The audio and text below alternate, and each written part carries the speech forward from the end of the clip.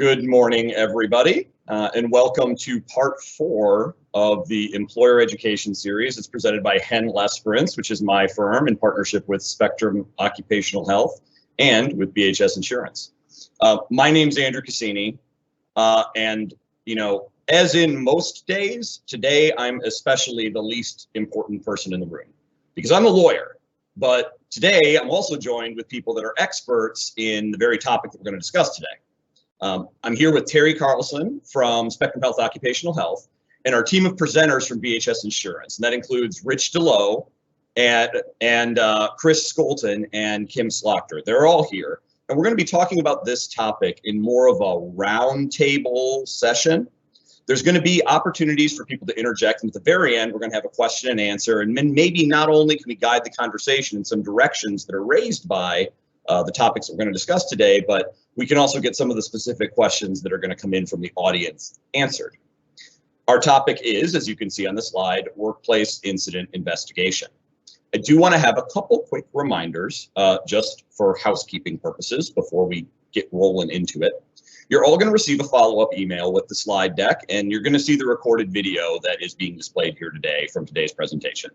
This is because it's really hard to pay attention during the entirety of the Zoom meeting at this point. We've all been doing it for a year, so we've fully desensitized to the experience. In case you need to catch back up on something later, you're going to be able to do that. If you have questions, go ahead and post that in the chat feature, and we're going to respond with answers. If we don't have time to get to all of the answers, we will include a Q&A packet along with responses in the follow-up email that will include the link to the video. You're also going to see a short survey in the follow-up. We love to hear your feedback because we want to know what you guys want to see and make sure these videos are the perfect opportunity for you to waste an hour of your morning. If it's not valuable, we don't want to do it, so tell us what will make it better. And then just a little bit of a preview. Next month's topic will be work comp injury management, and that's going to be presented by Spectrum Occupational Health and BHS on April 15th at 8:30, so you can get that in your calendars. Turning the attention to today's agenda before I hand it over to the actual experts that know about things, we're going to be talking here today about 7 different bullet points or different features. And I want you to think about it from this perspective. One of the things that I said at the very top was that I'm a lawyer, so I'm the least important person in the room today. I'm also one of the most expensive, which is something that you're almost always going to want to avoid. And one of the ways that you can try to avoid future litigation and conflict is by following some of the steps in today's agenda, because it's all about risk management, and proactive risk management reduces legal costs like none other. So we're going to learn about why we investigate incidents. Then we're going to learn about why the supervisor forms a key role on this team. We're going to learn about the goals of any good workplace incident investigation. And then we're going to learn the distinction between immediate causes and root causes, because understanding that dichotomy can really help you to figure out what needs to be done remedially in the short term and in the long term. Root cause identification is a component of that, which we're going to discuss after that. And then effective corrective actions. What do we actually do about it? Finally, an often neglected stage that we're going to discuss is following up. Once we're done with everything else involved with the investigation process, it's easy to set it down, look away, and then never think about it again. That can cause some problems that we'll discuss today. So we can go on to the next slide. I think there's going to be a pretty accurate depiction of the way that everybody's feeling at this point whenever you get into a Zoom meeting. And I don't know anything that makes people dizzier than listening to a lawyer talk. So what we're going to do is I'm going to be handing it on over to Rich, who's going to guide us through the first modules of the presentation.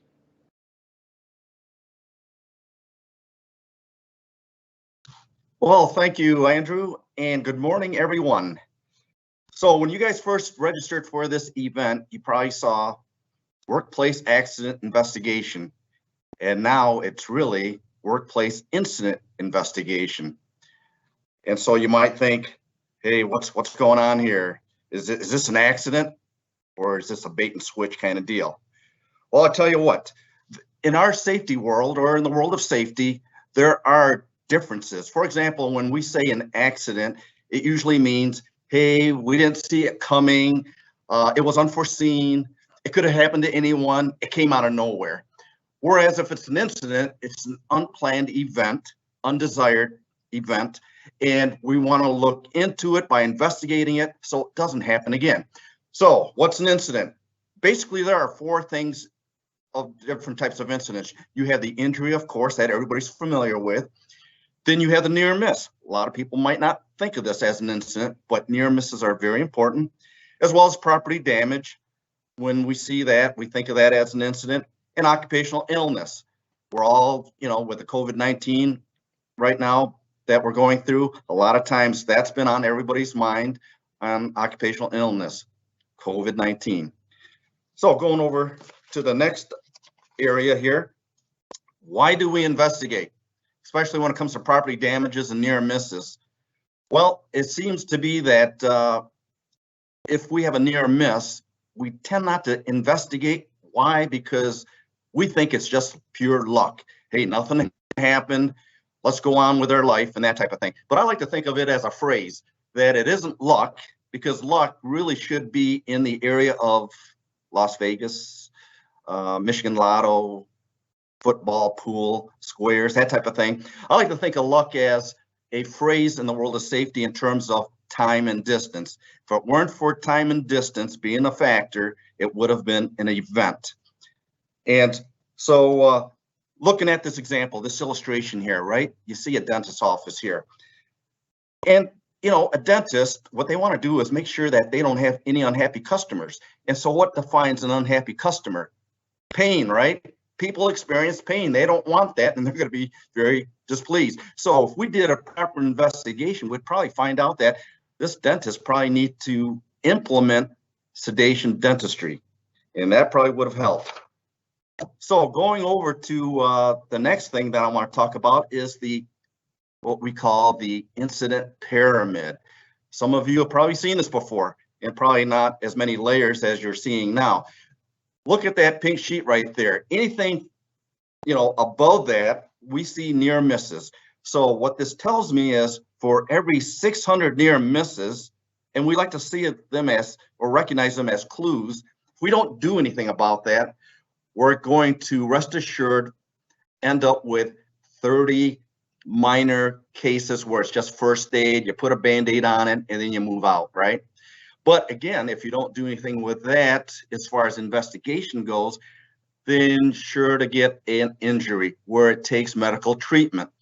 And then if we don't do that, heaven forbid, we could end up with something that's very serious in terms of an amputation or a concussion, or even a loss of life at times. So what do we need to do to undergird this pyramid? We need safety management systems. For example, safety training, getting surveys from folks, doing safe practices. In fact, this safety pyramid right here was actually designed by Dr. Heinrich. He's the father of safety, and he's no longer with us. This has been quite a while ago, and it still holds true today. And 88% of incidences that happen is a result of people making poor choices. So that's something to be aware of. And then we also have involvement. What does that look like? Doing an investigation, for example, and having different parties involved with the investigation, or having safety committees and that type of thing. So when you have these management systems in place, rest assured that the likelihood of hitting the top of the pyramid significantly is reduced. So looking at the goals. All right, looking at this illustration, if that's the safety guy in the bullseye mark, would you think that that's a near miss? I don't know, could be, right? At any rate, different presentations have different sets of goals. You might get one with one goal in mind. You might get another one with 2 goals or 3 goals. I'm telling you what, you're at this presentation, this is the goal level status, so you're getting 4 of them. And so starting with the first goal, you want to be able to determine the actual root causes. And once you have that, until you have that, you cannot develop and implement good corrective actions that are sustainable. So you got to have these 2. And then by doing all this, that demonstrates your commitment to safety from top down. And then the last one here, and not necessarily in that order, you end up reducing cost. That's a goal that you should always achieve for. Not just the cost, but pain and suffering that's needless that could have been avoided. So let's look at the cost aspect of it right now. Oh, the infamous iceberg. So we look at indirect costs here. I guess we can all say that that's what sunk the Titanic, that 80-20% rule here. So let's look at a example closer to home, and a back injury. National studies have indicated that a back injury costs about $50,000. So if you were to look at a loss run, total incurred cost could be 50 grand, right? But according to the Crawford and Company's studies, which is widely respected and known, they follow that 80-20 rule that their studies have indicated. So in other words, the indirect cost could be 4 times as much as the direct cost. So if you have a $50,000 case, you're end up looking at $200,000, which is still real money that's being attributed to this incident, which ends up being about $250,000. Now think about that from a business perspective. Depending on your margins, if you have good sized margins, the chances of your cost will be, in terms of break even, it's going to be a lot less. Conversely, if your margins are very small, your break even point could be significantly higher. So some of the indirect costs that nobody really thinks about is loss of productivity. Yeah, people are going to be demoralized, right, for a while. You're going to have somebody in a position that's taking over for the primary operator's positions. They're not going to be as efficient or as productive, and they're going to have more rejects, let's say. And then the cost of administration, the cost of the instant investigation itself, that isn't free. That all takes resources, right? And then the property damage in and of itself, be it the machine, the building itself, whatever the case may be, there are costs to this. And we want to make sure that we're aware of these costs and that they're being mentioned or at least being recognized. And that'll give us more motivation to do the right thing. So why the supervisor? Well, I'll tell you what, if this supervisor that you're seeing right now is illustrative of what you have or is representative of what you have in your shop, I tell you what, you might want to leave this meeting because you need more help than we can present right now. So what I would suggest at this point is watch for interviewing for supervisors and red flags. But if you've already got pretty good supervisors that want to learn and be better at what they do, there are 3 things that supervisors have that most other managers don't have. They have close proximity. In other words, they are where rubber meets the road, or where we have boots on the ground. And I can tell you with somebody like Dwight, no, he's in constant hydroplane mode, right? And then they have direct relationships. They see their people every day, and they know their people. They know their strengths and weaknesses, and they have that relationship. The other part too is communications, right? The supervisor, especially the first line supervisor, is the face of the organization. People, the work team members rely on that supervisor to get official information, to get the skinny on things, if you will. So what's the role? I don't know what to do. Okay, your role as a supervisor, first line supervisor, is communications and education. And so, you're going to be an integral part of the incident investigation when something bad happens, right? And I'm going to skip down to lead by example. You got to lead by example. I can't stress that enough. For example, if you're leading by example 95% of the time, back in school, that would be a solid A. Guess what? In the real world, you're leading by 5% example that people see. And when they see that, they see a hypocrite, right? So, for example, if you're not wearing safety glasses 5% of the time, or a hard hat, or gloves when you're out there doing whatever it is that you're doing, people, your work team members, that's what they remember. And if that's what they remember, guess what? How are you going to enforce safety rules? It's going to be very, very much impossible. The other part is provide training to employees. Now, you're not going to do all the training, but it could start as simply as a morning huddle, right? You're going to augment maybe whatever the safety trainer or the safety supervisor says, or specialist would say. And the supervisor always needs to observe the work that's being performed. That really tells a lot of the story, and no other member of management is going to know that more intimately than that first line supervisor. And lastly, remove unsafe conditions. Now, I've had supervisors tell me, I'm not a trained safety person. How am I supposed to know unsafe conditions? Well, they're not going to know all that, but they're going to know what they do know. The safety person at the company, if you have one of those, might be able to see it with another set of eyes. Somebody like Chris and myself, we are graduates of the Sherlock Holmes Institute. We can go there with a microscope or with a magnifying glass, and we can uncover some of those unsafe conditions that nobody's aware of. But just because you can't see them doesn't mean that the exposure isn't there. So with a collaborative effort, we can help knock down those exposures so you have a healthier and safer work environment. So that leads us now next to the investigation process. There are 4 steps to this, and it's in that order, and it's a systematic approach. So the first thing that you want to do is preserve, right? And then you want to collect whatever info is relevant. You're going to get all kinds of facts and data, but you're going to have to decipher what's really counts, determine those root causes, and then implement those corrective actions. And at this point, I'll let Chris go ahead and drill into some of the details of this process. Go ahead, Chris, take it away.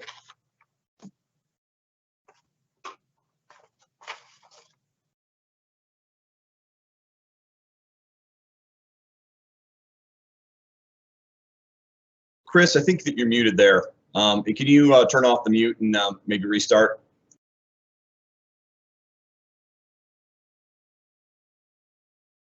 Go up to your top toolbar, Chris, where the video is, and you should be able to unclick the microphone, or perhaps Tamara, if you can.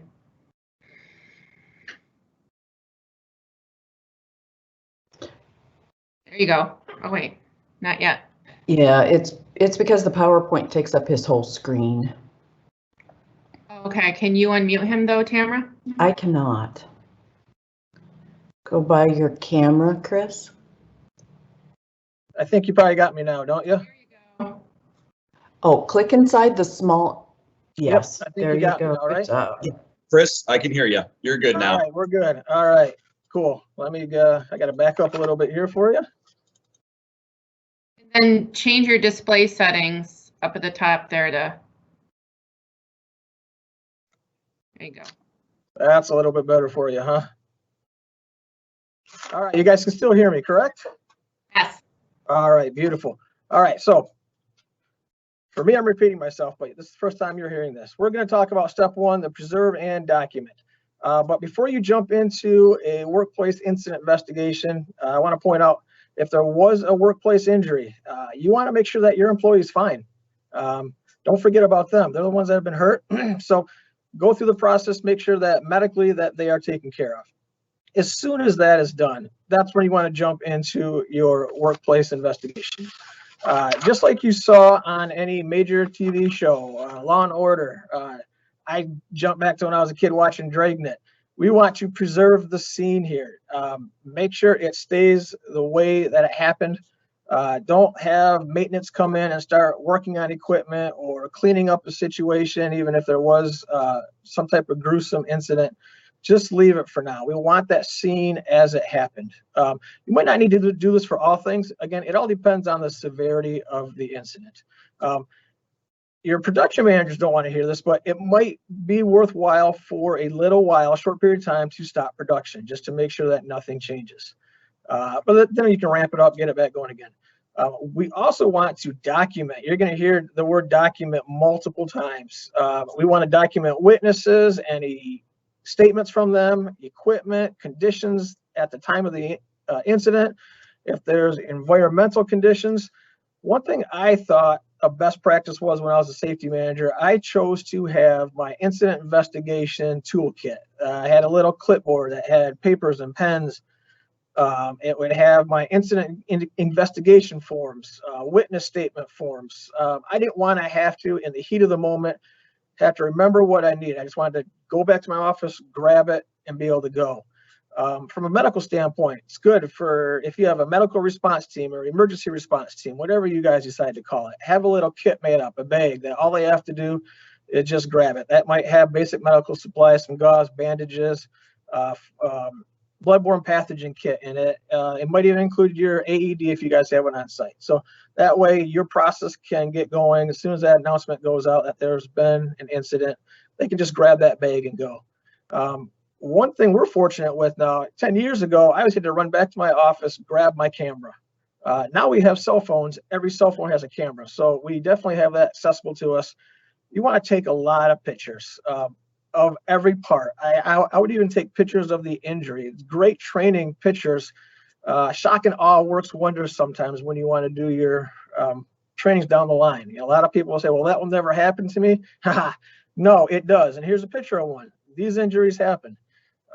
People will never forget that, and that can actually work to your favor in terms of people wanting to follow your procedures. But when you do take pictures, take a ton of them.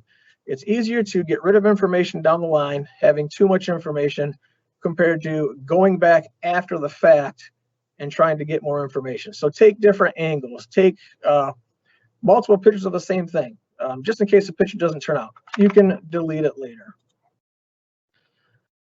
When you are collecting the information, the one key point you want to identify are your witnesses. Witnesses can be somebody that saw it happen at the time of the incident. It might be somebody that had some interaction with the employee before that happened.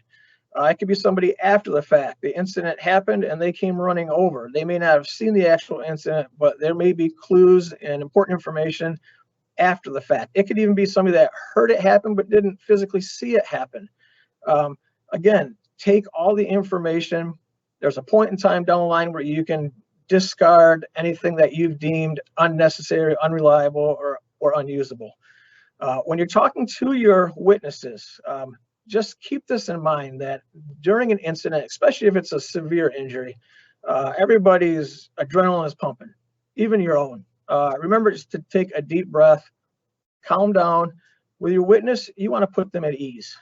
You don't want them to think that they're going to get in trouble if they were part of the injury. I've had employees that, bypass the safety device. In their mind, they made a mistake and they're worried about losing their job. You want to put them at ease. You want a transparent flow of information. When you have your witnesses, if there's multiple, separate them. You don't want them talking to each other about the incident. They may skew each other's perception of what happened. So separate them. When you are talking to them, do it in a quiet area. Take them off to the side, take them off to a conference room if you have that available to you. Talk one-on-one, not in a group. And I always prefer to write down the information myself. I've seen managers at some point, they throw down a pad of paper and a pen to the witness, say, give me the witness statement, sign, date it. They wash their hands and they're done. I prefer to write it down myself. That way I can read it back to them. Reading the information back to the witness verifies, one, that what you heard them say was accurate, that you didn't hear something different, you didn't interpretate it different. Oftentimes, too, when I've done in a witness collection of the statements, they will recall different parts of the incident after starting to explain it. So it just gives more points where it triggers different memories, triggers different points of information. So that's a little bit there about how to conduct your witness statements. Another thing that I've seen time and time again for somebody that's not trained with doing an incident investigation, this is not the time to admit fault, to determine fault. You are strictly gathering information. Sergeant Joe Friday from Dragnet, just the facts, ma'am. That is all you're looking for. Take out the emotion. You have plenty of time down the road to determine your root cause, corrective actions, assign fault if that's part of the process. You are strictly gathering as much information as you can. You want to ask open-ended questions. Don't leave them so simple where it's just yes, no. Get them to open up, explain what happened. If they have to vent a little bit about what they saw, let them go. Take a lot of notes. And like I said, read them back. At the end of the interview with each person, read the entire statement, read all the notes you took just to verify that what you are documenting is accurate. Other information you might be looking for: maintenance records of equipment, checklists. I know when I was in automotive, my engineers had checklists everywhere. Gather all that information. If you have equipment manuals, if there's a chance that regulatory agencies such as MIOSHA might come in, they might ask for the owner's manual. If you don't have that, you might be in trouble. If you have it and have not followed procedures that are inside that manual, you might be in trouble. So you want to have those manuals ready for you. Have any copies of company policies and procedures? Do you even know what they are 100%? Are you following them?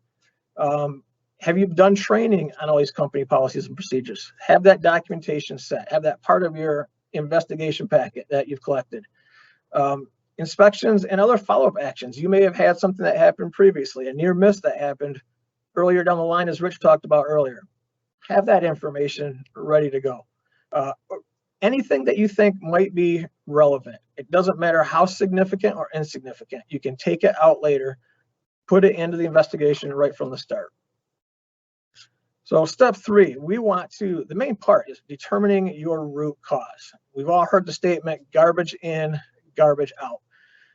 If you determine the wrong root cause, that could lead to putting in incorrect corrective actions. That could lead to not solving the process. And the whole goal of this incident investigation is to reduce the chance or reduce the exposure that it could happen again. So it's extremely important to determine what the accurate root cause is. But there's different parts of this. You can have immediate causes right after the incident, which are just simply symptoms of the incident. Other things that might impact that are management, designs, some operational failings that you've had inside your organization. To help illustrate this a little bit better, we're going to kind of run through a quick example. Rich is going to take this, so go ahead, Rich. Thank you, Chris. Looking at this video right here, we call this the domino effect. And what do you think is going through that operator's mind right now? This is Monday morning, right? Am I going to pass this drug test coming up? Okay, when we look at what you see in the red block there, it says warn brakes. All right, as Chris had said just a little earlier, and he alluded to, and it was there in the slide itself, immediate actions and corrective actions, right? Or causes, I should say. A lot of times, many supervisors will see to it when they do their investigation, oh, the brakes were worn out. No wonder he couldn't avoid this mishap to occur. So what does a typical supervisor do? Well, they'll probably say, all right, we're going to deadline this puppy and we're going to, or I'm going to write out a work order to get this thing fixed. And guess what? It stops right there. It gets fixed and everybody goes on their merry way. Problem with this is, let's say it isn't brakes. Let's say next time it's the mast that collapses because there was a hydraulic leak. So it's really a bigger problem than that. And that's why we've got to have proper corrective actions. And we're finding out that if you don't go beyond the worn brakes concern, then you're going to have a repeat of something very similar happening in the future. And so that's why it's that important. So back to you, Chris. All right. So when you're doing your workplace investigation, how do you determine the root cause? We're going to talk about one technique. It would be called the 5 whys. So I always think of when I saw this meme, I love the Dos Equis guy. I don't always ask why, but when I do, I ask 5 times. Or if you have kids at home when they were younger and they constantly berated you with questions, why this, why that, why? This is called the 5 whys. You don't necessarily ask why 5 times. It could be less, it could be more. It all depends on the severity of the incident that you have. But this is going to help differentiate between your immediate causes and what your actual root cause is. All right, another example for you. Rich is going to take this one also. All right, thanks, Chris. I'm going to beat this one to death. The 5 whys. All right, here's a scenario, folks. An employee catches their hand in a moving belt and pulley system, and of course, does some serious harm to his hand. So even though it sounds very obvious and very basic, you got to start with that basic question. And that is, why did his hand get caught in the moving belt and pulley? I mean, everybody sees that, knows that, but you still got to write that down. And then the answer to that would be, well, there wasn't a guard in place.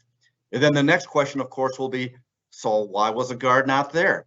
All right, the answer might be in this case, well, it was removed because maintenance was there servicing the machine. And then the third why would be, why was the machine still powered on with the guard off? The answer would be because it wasn't locked out. Fourth why, the machine was not locked out. The answer, during the investigation, we find out there was no formal lockout procedures for this machine. So it wasn't like they didn't know that it had to be locked out. There just wasn't a formal procedure. So the fifth question then should be asked, why were there no lockout procedures? And then the answer is, it's a newer machine and it was released to production, and there are no written procedures that the manufacturing engineers had as a tool to be able to bring this to the attention of. And so the sixth question, oops, there I go, I lied. 5 whys, we're at the 6, right? Why are there lockout procedures for new equipment? And the answer is, the program for ensuring new equipment is safe, that's why we have it, and appropriate procedures and training needs to happen. So it could be more than 5 whys, it could be 6 whys. I had an incident where it took, believe it or not, 12 whys. It actually, after the 6th why, it broke out into 2 different branches. One went to up to 12 and the other one went up to 7 or 8, as I recalled. So don't get hung up on, you know, just the 5 whys and then stop. You keep going till you get to where you need to end up to. Back to you, Chris. All right, good deal. You know, guys, and one thing to point out with this, you could have easily stopped at, why was the guard removed? Because maintenance removed it. So you could easily call that your root cause. Okay, so we have a problem with maintenance. And with this demonstration, you can see when you ask further questions and break it down further, that if you went ahead with, well, maintenance messed up, maintenance did something wrong. Seems like maintenance always gets the blame. So I got to hand it to my maintenance guys. They take a lot of pressure off, or they have a lot of pressure. And a lot of things fall on them that shouldn't. But if you would have stopped at that point in time, you would have led to an incorrect corrective action. So that's why it's vital to drill down with those 5 whys.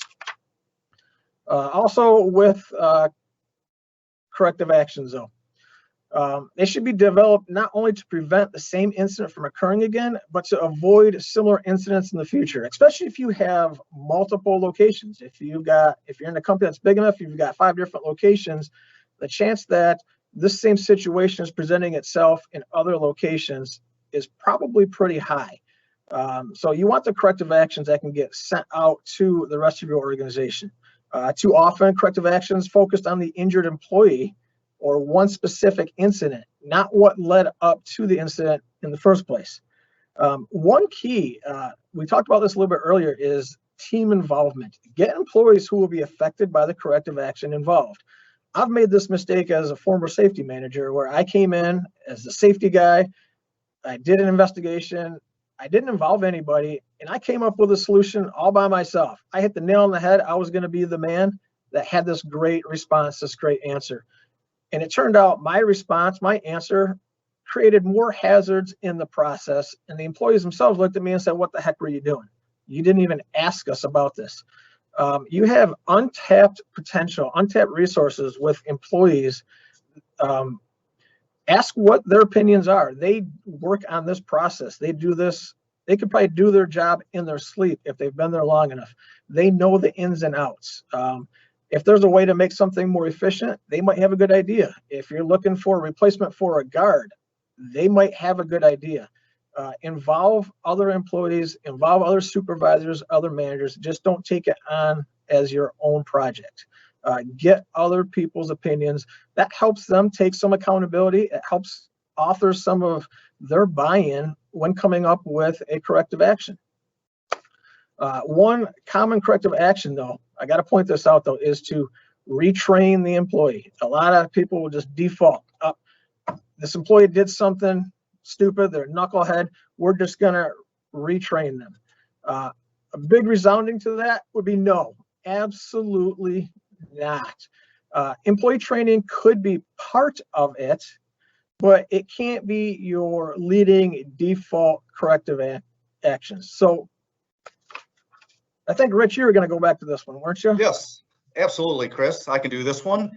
So as Chris had mentioned, corrective actions, here's a good example, and it goes back to the example of that gentleman getting his hand caught in the belt and pulley. You're going to have somebody like senior management, like Michael Scott, say, no, okay, what are we going to do? And so he'll probably instruct Dwight and say, this guy's got to go through more training. As Chris said, you know, that's what 8 out of 10 supervisors will end up doing. You know, put this guy, bandage him up, put him in a room, isolated room, and have him go through training for 8 hours for that day as punishment. Because the thought is, that was stupid, and I can't fix stupid. So this is what I'm going to do. It's all punitive actions.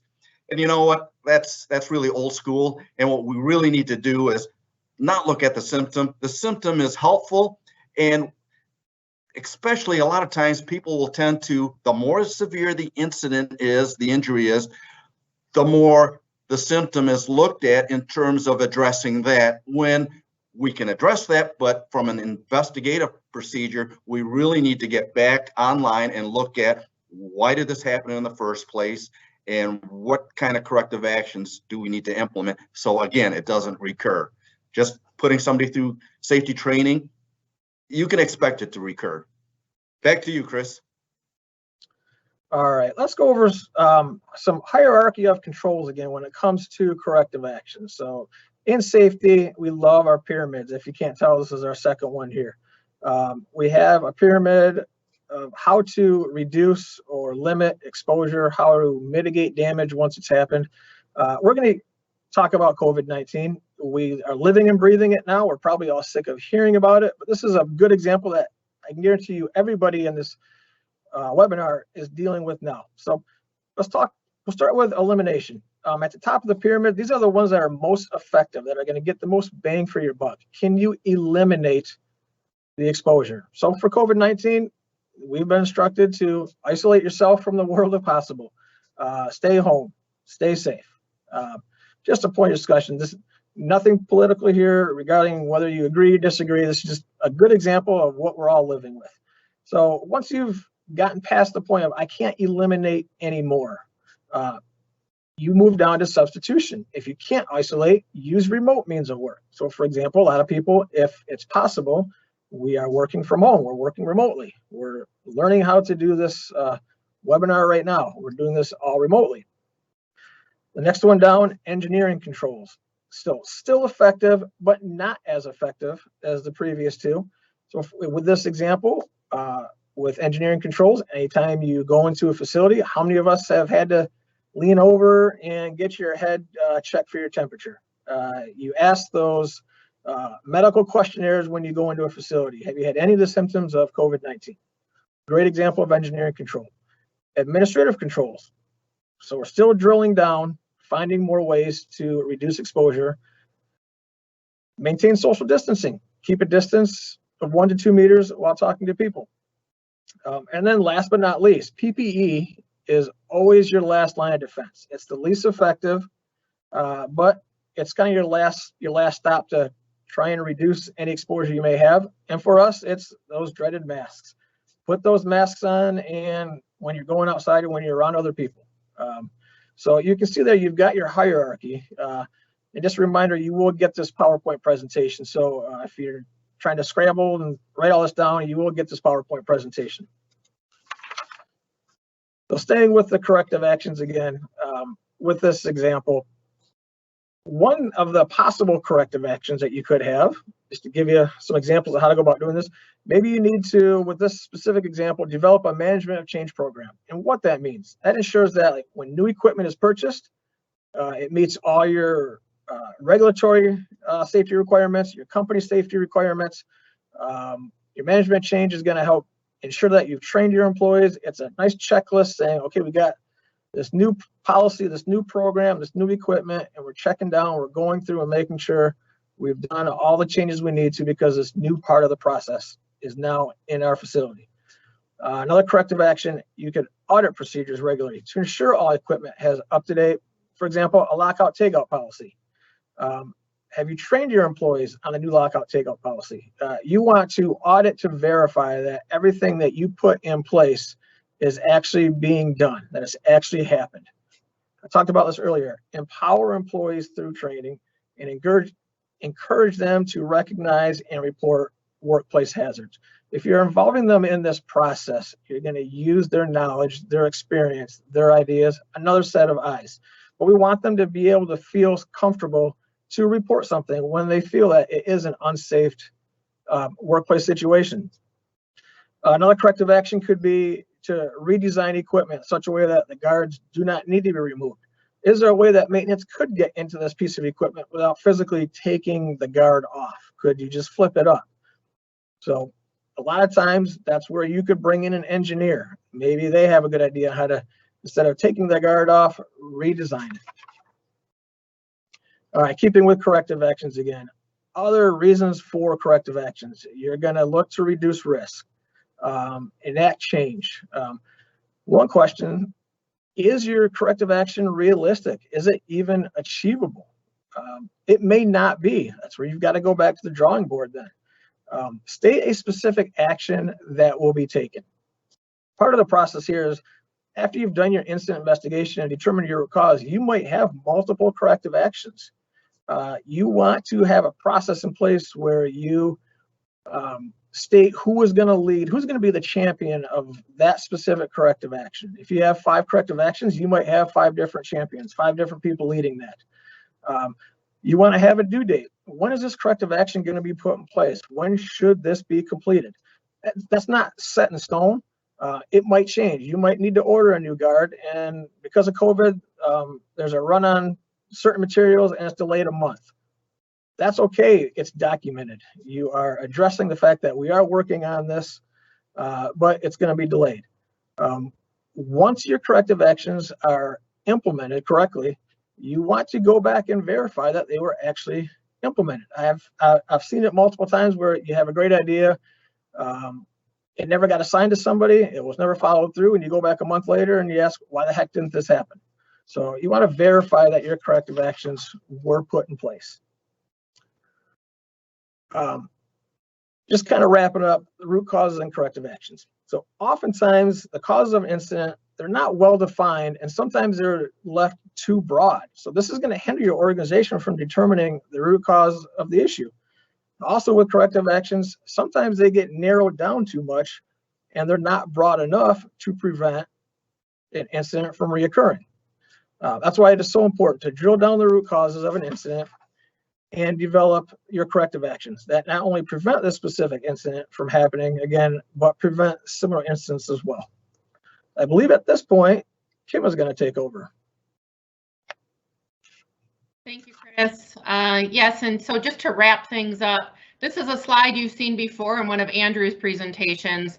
Thou must document, document, document, the holy grail of human resources. But now we're translating that also into our safety supervisor, frontline individuals.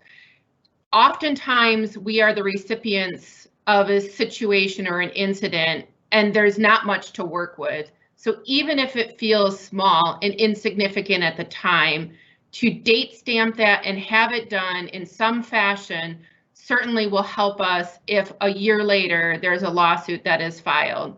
There's a great book out there called The Power of Habits, written by Charles Dewing, and in chapter 4 of The Power of Habit, it talks about Alcoa, and the operations were quite dismal. And the new president of Alcoa came in and he said to his board of directors, if you want to understand how we as an organization are doing, look at our safety record. At that top level, he changed the messaging. He made sure that he was looking at all incident reports that were being reported to make sure that the team was supported with corrective actions and that it was being measured and it was being done. So documentation, not only is it good for when we have to defend an incident, but it really is supportive on the proactive side too, and including your leadership so that they can see what did occur and how we did something about it.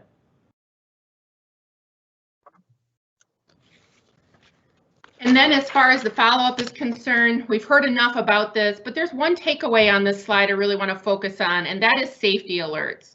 You've done all this work, doing the documentation, taking the photos, understanding the root cause, putting in the corrective action. So now let's talk about it with our team, especially if you have multiple locations. Putting together a one-page safety alert that talks about all of it. Now you're going to strip out the individual's name, remove all that personal identifiable information, but that safety alert can be very empowering to share with, especially if you have multiple locations. Post it where employees are normally seeing other postings so that it's quite visible. Do an e-blast, put it on your intranet, whatever the case may be, especially if you have similar exposures at other locations. Let's say the incident did include a MIOSHA investigation. Now, that would be just a serious violation, but now if that same violation happens at another location, we could be talking about willful, and that sets a whole different set of terms up. So safety alerts function in a great way to make sure that everyone is in the know. And then just lastly, a summary of the key points. You've heard it: investigate, include near misses, identify the root cause, have corrective actions, and do the follow-up. This can pertain to not only just a workplace injury within your four walls, but also with an auto-related incident, even a guest-related. If you're inviting, visitors into your space with a slip and fall, this same methodology can be applied in whatever the incident may be. So with that, we're going to take some questions. I just want to also advise you that when we send out the follow-up, not only will it have the slides and the video, but we're also going to include a couple samples for you. We'll include a sample safety alert, we'll include a sample witness statement, and also an injury form, so that can support you through your investigation. Are there any questions that came in the queue while we were talking? I've actually got the meeting chat pulled up right now, and I'm not seeing anything, which either means that this Zoom connection didn't work and no one actually was able to hear any of this, or alternatively, the guys did such a fantastic job covering the waterfront about the topic that there's just not a lot of ambiguity left. All right, good deal.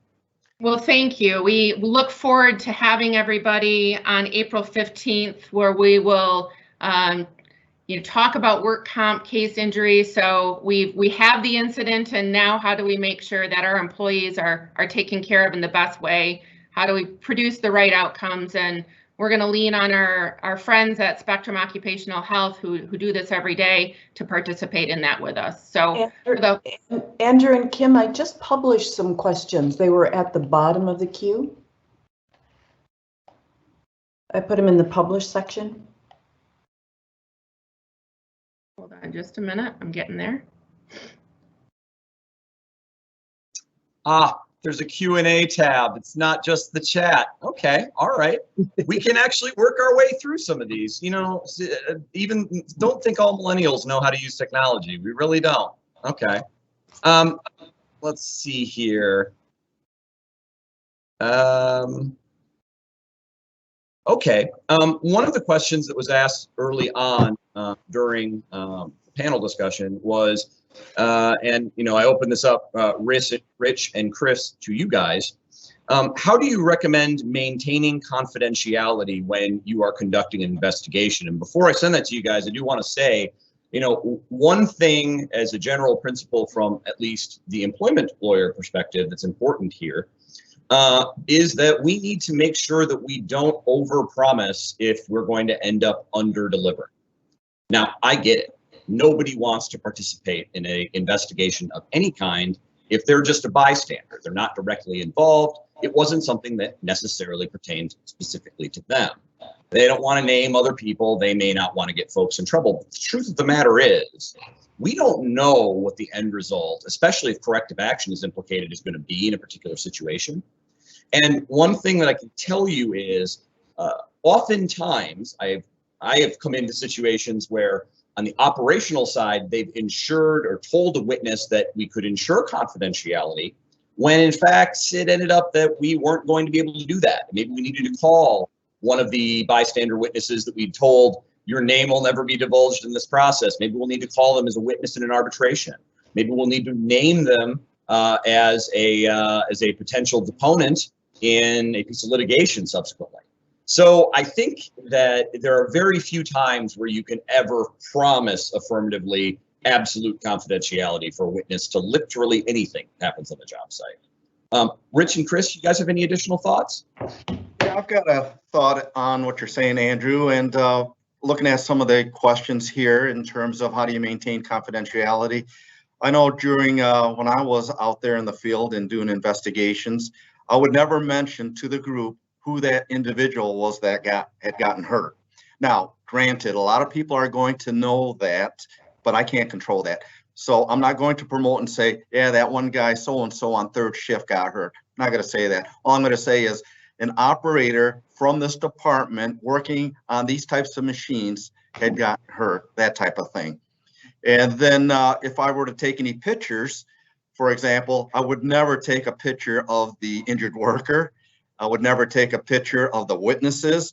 If anything, just so I get a better understanding for my record of investigation, I'll ask the witnesses or the injured person, if they're available, all right, show me exactly just before the event occurred, what were you doing? Where were your hands? Where were your feet? And then I'll have somebody else take a picture of me portraying that individual so we know where the body parts were and that type of thing.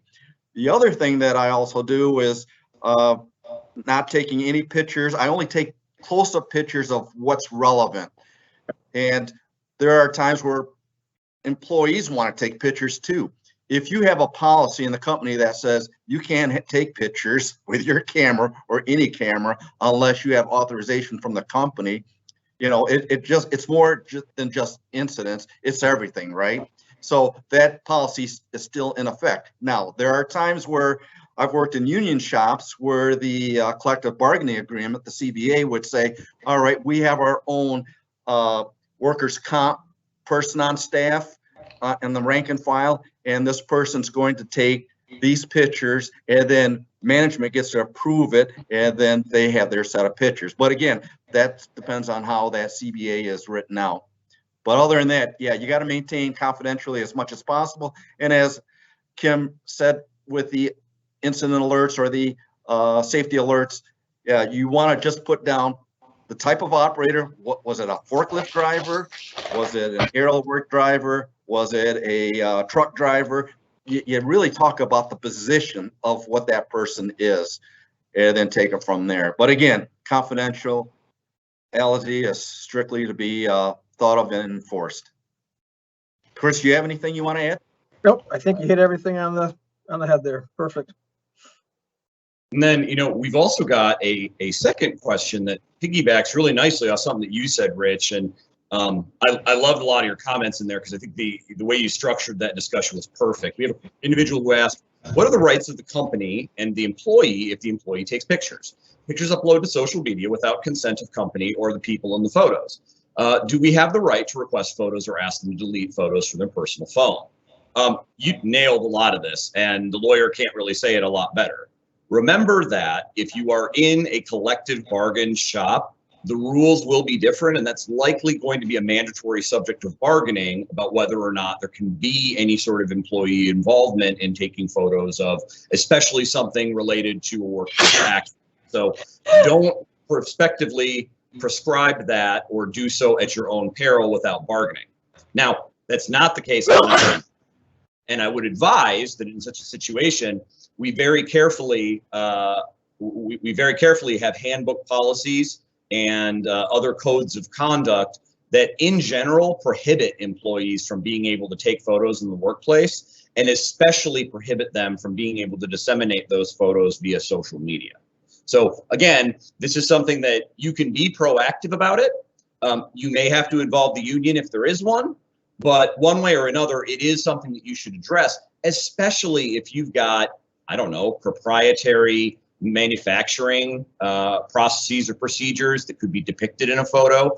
I know, for example, here at Henn Lesperance, not that this would be directly applicable to anybody on this call, but we have a policy that we don't take photos in our office. Why? Because I have the camera set up in exactly the way so that you can't see the piles of privileged material that I have all around me. But if a photo was taken, that may not necessarily be the case. Rich and Chris, Rich, I think you already nailed the part of the answer. Chris, do you have anything to add with respect to the issue of accident photos or other photos in the workplace? Nope. Good part about going last year is if everybody else says the information, you're good to go. You guys got it good. Yeah, the only thing I would further want to add is Chris had mentioned on the first step of the process, you want to preserve the scene of the incident so you can do a proper investigation. Many times people with good intentions, you'll get the bloodborne pathogens crews coming in, cleaning things up, sanitizing things. And then 15 minutes later, when you find out about it, you go out there and wait a minute, how you're trying to put the pieces together. And then you find out, oh yeah, this was here and that was there, but we moved it over there so we can get this. And then what I try to do at that point is, okay, let's try and recreate where everything was just moments before the incident. And you'd be surprised how much movement can take place in just 15 minutes. And then once I have the, let's say the JLG lift back in position, and then the portable ladder that came back and it wasn't that the position it was before, which would have led me to different conclusions. Now, once I see everything according to what the witnesses are telling me, then I check back in and I say, is this what it looked like when you came on scene? And then when I get an affirmative yes, then I start snapping pictures. Yep. And you know, one thing to add to that is we've talked about doing these investigations as a team. One thing I did as a safety manager is I wanted my employees to understand when I did come out to do an investigation, why I was doing that. So if you're doing toolbox talks throughout the year as an organization, I always did one in an accident investigation awareness toolbox talk. It doesn't have to be in depth. It doesn't have to be an hour training. It was a 5-minute training, just a simple awareness for all my other employees that when an incident happens, whether it's equipment damage, a personal medical condition, a workplace injury, this is why we come out and do this. And here's just a broad definition of the steps that I'm going to go through. You know, and Rich talked about people moving things around before you get out there. If you have done a toolbox talk and given your employees that knowledge, you've given them that tool to help you, then that might tear down some of those roadblocks about why is the safety guy or why is the supervisor asking me all these questions. So give them that knowledge in advance, because an incident's going to happen at some point. It's not if, it's when. So address that beforehand, and that will make your process a little bit easier. Great, guys. And, you know, there are a couple more that I think we can hit pretty quickly, but one question, one requester has asked, what happens if I am not told about an incident or an injury until days or weeks later? The only thing that the employment lawyer can say as a gloss on this one is that probably violates a policy that's in your handbook, or probably violates the safety rule about prompt reporting and requiring prompt reporting from your employees. But what do you guys think? I would say from an incident investigation standpoint, there's two parts to it. And I think one will probably be addressed in the next webinar when it comes to the work comp implications. So I'll kind of leave that for next month when it's reported late. You're behind the clock, you're behind the scene. You are trying to gather information. It's still good, even if it happened on a piece of equipment, still go take pictures of that equipment, of the surroundings of where it happened. Still collect witness statements. They may be late, they probably have forgotten some information, some key facts by that point in time, but it's still never too late to go back after the fact and do that.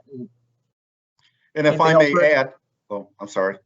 So go ahead. And if I may add, a lot of times, you know, I shouldn't say a lot of times, there are instances where, to your point, Andrew, where a person will come up to me back when I was out in the field, 3, 4, even 2 months later and say, hey, this happened and I'm in pain right now. And I'll say, so when did this actually happen? Oh, about a couple of months ago. They can't pinpoint the date. They can't really tell you everything that happened. And if they do tell you, like Chris said, write everything down that they say, but you'll be surprised when you say, let's go back out to your workstation and show me what you did exactly that led up to it. And you'd be surprised when you start seeing some of what they're actually going and doing. They think it's, oh, come on, I already told you in the office what happened, and now you're taking me out here. And then you start seeing some things that just don't line up. And then the question is, well, wait a minute, you said this, but now how could that be if you were there instead?